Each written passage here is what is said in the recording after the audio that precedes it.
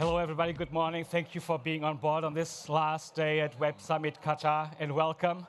We have Brian Menell with us. Brian, so critical materials. Does the world have enough critical materials to power our future based on AI, robotics, and all these technologies that we've been addressing here at Web Summit? Thank you, Victor, and it's great to be here at such a fantastic and well-attended Web Summit, and great to be here in Qatar. The answer, sadly, is no. The world can produce everything we need to build data centers and the power infrastructure to power data centers and the batteries and electric vehicles and robotics that we all are at the beginning of a massive growth and demand for. But we're not. You know, all of these transformative technologies will require many, many, many multiples of the present global supply of all of the key critical minerals going into batteries and electric motors and everything else that we're building in bigger and bigger volumes. And that's, you know, there are two challenges with that. One is our industry is in no way, the mining and metals industry, our industry, is in no way investing enough and building enough to meet the exponential growth and demand driven by these new technologies. So we need to utterly transform our industry to feed this technological transformation. The other problem is that over the last 15 or 20 years, Chinese interests have been building capacity and control over primary resource extraction and processing capacity and technologies largely in China, while everybody else was sleeping. So today we have structural short supply medium term, and we have overwhelmingly dominant Chinese control over all of these global critical mineral supply chains with all the national security, geopolitical, and industrial competitiveness in Europe and the US implications, which are very, very considerable. So we have we're on the cusp of a massive problem. Mm-hmm. And where's the bottleneck, or where are the bottlenecks? Is it a financing problem? You just said we're not doing enough to address and find solutions. What are the problems? Is it financing? Is it operations? Is it cooperation more than competition? I guess there's three. Looking at our industry of providing critical minerals to the energy transition and to AI and to emergent technologies. One is financing. Our industry has been pretty unfashionable for the last few decades, and financing institutions haven't yet caught up to the fact that it can be clean, it can be sustainable, and it's absolutely necessary for everything the world needs to do. So we're underfunded and undersupported by big funding institutions.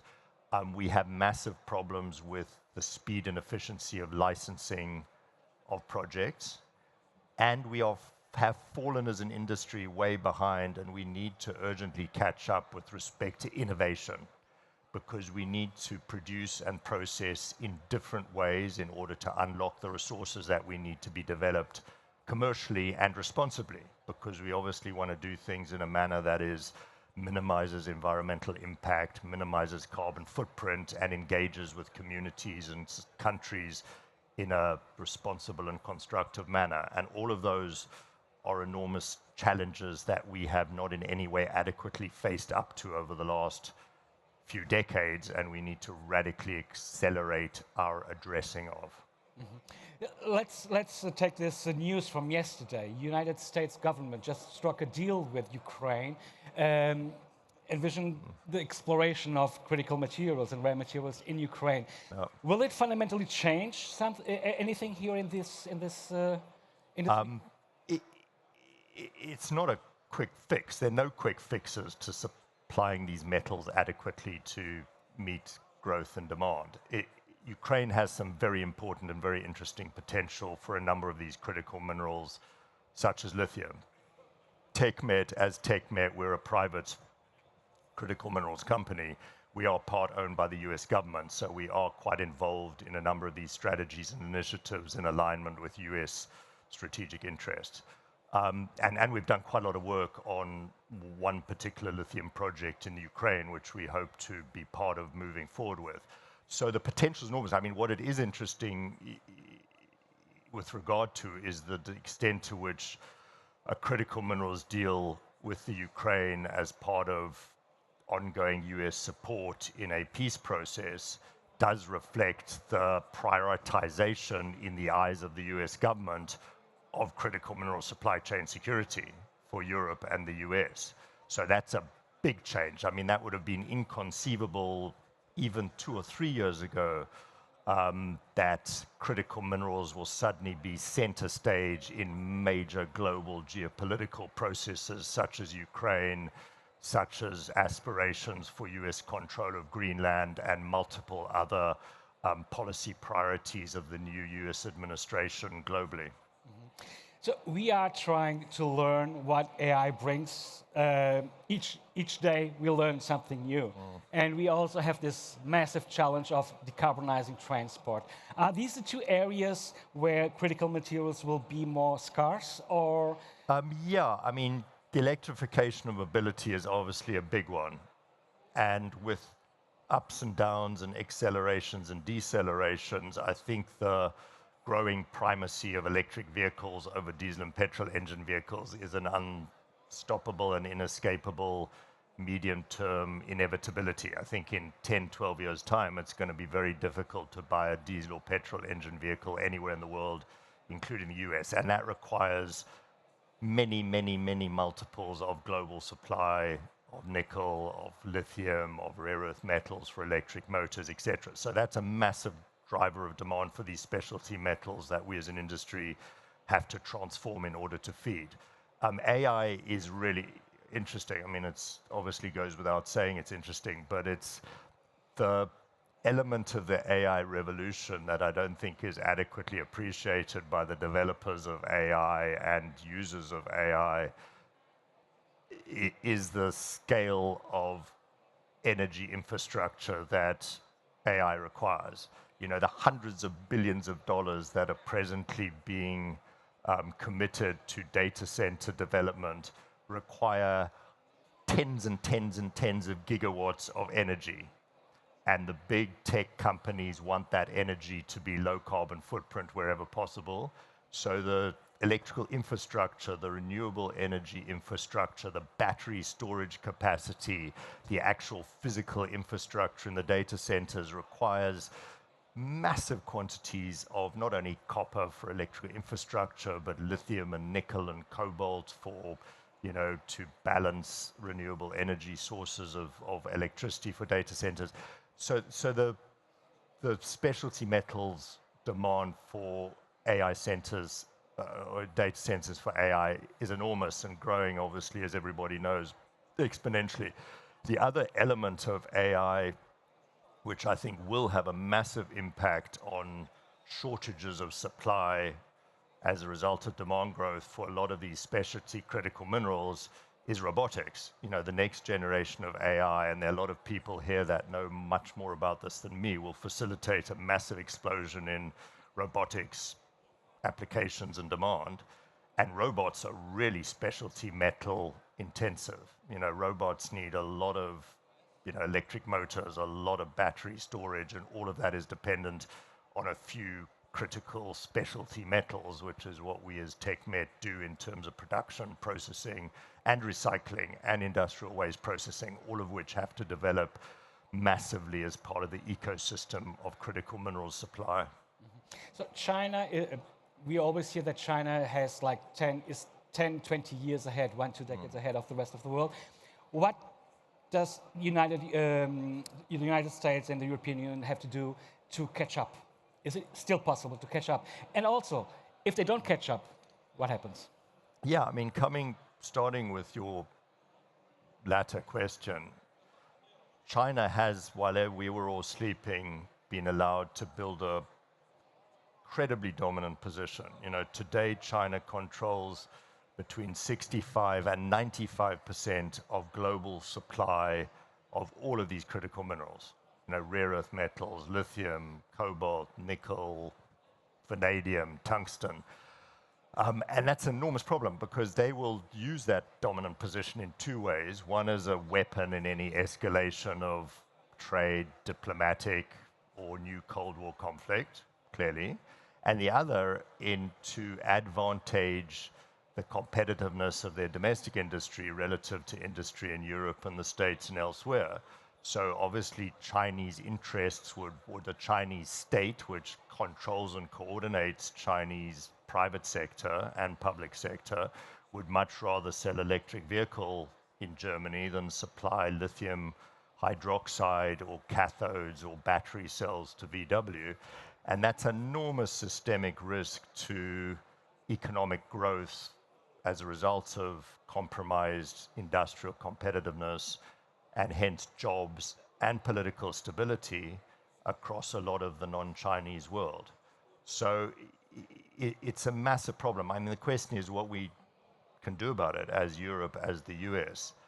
And we have to compete with China, and therefore we have to compete with China with respect to preferential access and the economics of supplying the inputs into industry, such as the EV industry, such as the robotics industry, such as the AI data center development industry. And we have to do that by not relying on the markets. The markets are failing us. We have to moderate the markets or influence the markets through government action, be it tariffs, be it, duty structures, be it cheap government money, be it government funding agency de-risking of funding structures in order to bring in private sector funding.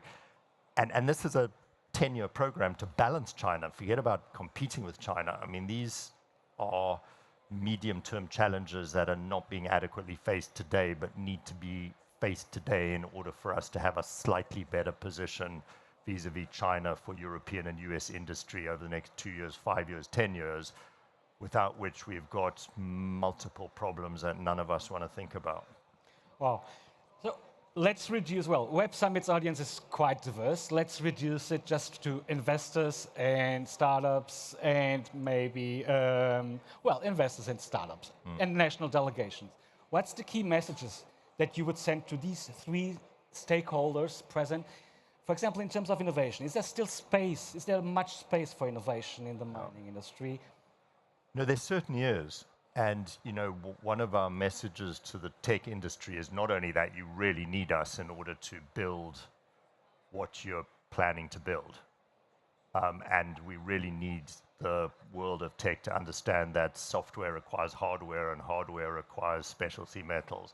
But we also need the tech industry to engage with the mining and metals industry to encourage and support our innovation in order for us to transform our supply chains to feed you in terms of standards, in terms of transparency and traceability, in terms of impact, and in terms of economics, because we've been a very sleepy industry for many, many decades in terms of technological innovation, and we can't afford to continue to be so. From a government point of view, we desperately need funding support and regulatory support in order to try and create a balanced landscape for us to compete with China.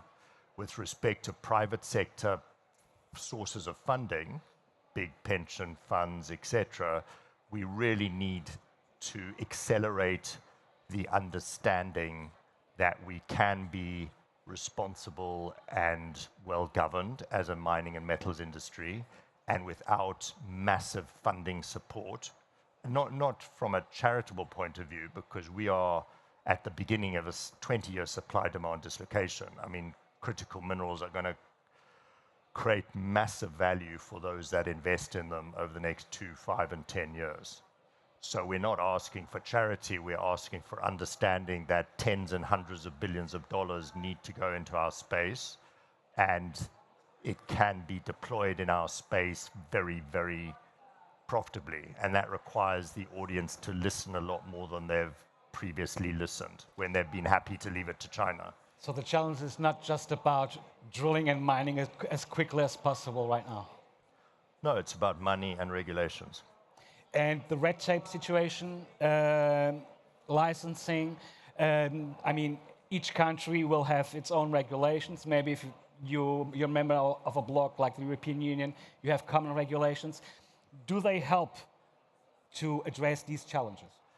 Yeah, again, there needs to be a lot more political courage on the part of governments and regulators to help us to streamline licensing and environmental permissions that are necessary in order to build projects near to sources of demand. So we do need to build European mining and metal processing, not to the exclusion of engaging in global supply chains, because domestic or localized supply chains are only a part of the solution, but nonetheless, they are a part of the solution. And to allow the licensing process for local production, such as we were talking earlier, the lithium projects that have a lot of potential for European supply out of Portugal, by local interest groups and local NGOs is a problem. You know, everybody wants responsible development and good governance and transparency, or certainly we do. But we want to do that in a way that balances national good and regional good and global good. So, and global geopolitics. There's no point in allowing communities in Portugal or anywhere else to indefinitely sabotage the responsible development of resources when the alternative is inadequate supply for European industry, inadequate growth and jobs, ongoing reliance on China with all the national security and geopolitical implications of that, and continuing to compromise efforts to mitigate climate change. So, you know, we have to balance dealing with global systemic risks, such as the rise of China, such as climate change, with local interest groups who we don't want to ignore or not give a voice to, but we don't want to allow to sabotage what is right for Portugal, what is right for Europe, and what is right for the world, and they are. What happens? What's the real risk? What's the risk level of not achieving all those goals? The risk is that we will be in a world where our industry's competitiveness is completely beholden to China, who have their own drivers and priorities that are not aligning with our interests, our values, and our prosperity. The implications are that there's no way in hell that we're going to reach climate change goals. And the implications are that, you know, coming back to China's role of dominance, we're going to have increasing, and this sounds a little bit big picture given the fact that I'm a metals and mining guy, but we are also at the forefront of the struggle against inadequate growth, inadequate employment, and hence increasing income inequality and social and economic polarization and populist politics of a nature that are threatening to our stability and our values and our way of life. But you cannot hostilize China, and no, I mean, we need to work with China. No, China's done an incredibly impressive job of building these supply chains, of investing and developing technologies to extract and process these critical minerals. And without what China's done over the last 15 years, we'd be in even worse shape with respect to feeding these energy and mobility and technological evolutions that we all want. And China's dominant position is not a position that one can remedy in a year or 2 years or 3 years. So however well we do at changing the paradigm from a US and European point of view for our industry today, we're still going to be largely reliant on China for much of these supply chains of many of these critical elements of European and US transformational industry for 5 years, 10 years, 15 years. So we do want to find ways to work together while we're trying to compete better and balance the global landscape. Okay, you have 50 seconds for your last key messages for our audience. I think our key message is simply that we cannot have a world of innovation, a world of clean, sustainable technologies, and a world of social and political stability arising out of growth and prosperity without completely transforming the metals and mining industry. And I don't think I'm exaggerating to say we are a key front in the war against multiple global systemic risks to our stability, security, values, and way of life. So the fact that mining and metals and critical mineral supply chains is still seen by the political world, though decreasingly so, and by the technology world and the financial world is somewhat peripheral, is something that has to change. Otherwise, we are going to fail on a number of very key fronts. Brian, that's our time. Thank you so much. Please, a round of applause to our speaker. Thank you so much. See you next time.